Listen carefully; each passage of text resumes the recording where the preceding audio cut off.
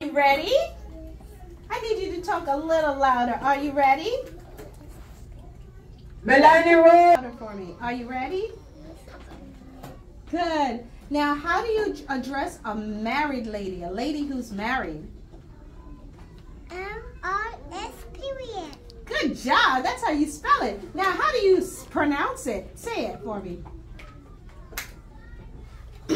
What's the word? How do you say it? If a lady's married, you would say what? Mrs. Say it for me. Say Mrs. Blair and Styler Dorcius. Blair. Say it for me. Say Mrs. Mrs. Good. And you would spell Mrs. how? How do you spell Mrs.? M-R-S period. Good job. Now, my last name is Thompson. How would you address me now that you know that I am married?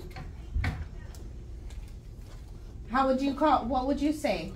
Mrs. Thompson, right? Mrs. Thompson. Good. Now, if a lady is not married, how do you address her? Miss. You would address her as Miss. Look up here. Look up here.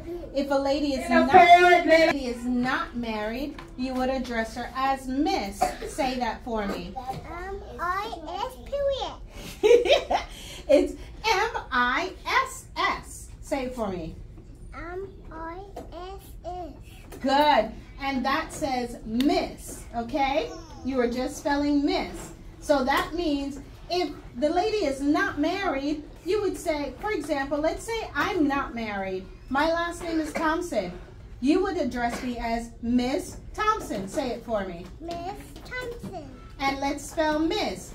M-I-S-S. Spell it for me. M-I-S-S. Good. Now, since I am married, then you would say Mrs. Thompson. Say it for me. Mrs. Thompson. And spell Mrs. Kingston. Mrs. for me. Oh. M-I-S period. Good job. Say it again with confidence. M-I-S period. You go, girl. Yay!